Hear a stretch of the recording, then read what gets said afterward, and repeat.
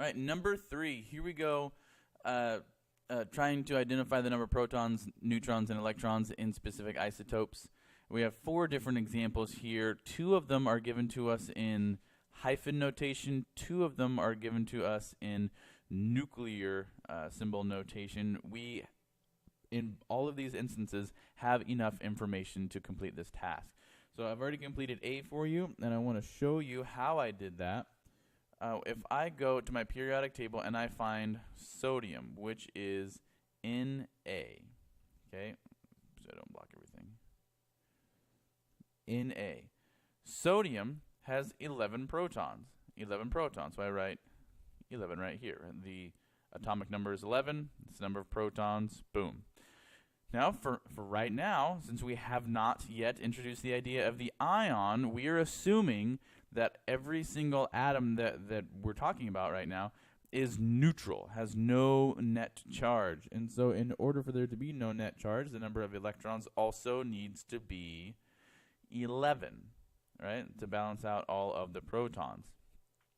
Now, moving on to the number of neutrons, I'm going to use the mass number here, because remember, in hyphen notation, see that's a hyphen. In hyphen notation, you have the name of the element, and then the number that is given is the mass number. We already know what the atomic number is because we said sodium. Sodium, by definition, is number 11. So we already know that there are 11 protons. The difference between 23 and 11 must be the number of protons. That difference is 12. So let's try a few live. Calcium.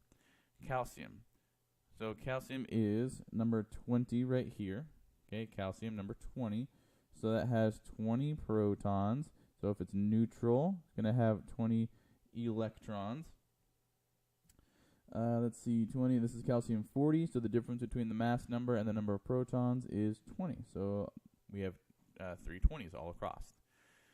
Next up, copper. Talk about copper, and if you want to say this out loud, you say copper 64.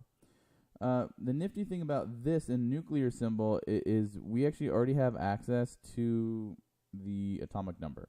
Okay, it already has the atomic number as the subscript, so that's easy as pie. And so we can jump up here and go 29 protons. Again, if we have a no net charge, we need to have 29 electrons as well.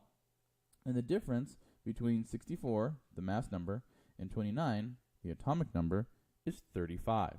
Okay, simple arithmetic. And so the number of neutrons must be 35. And lastly, we'll do silver. So I have to move the periodic table a couple times. Silver, let's see, yeah, right in here, number 47. Page.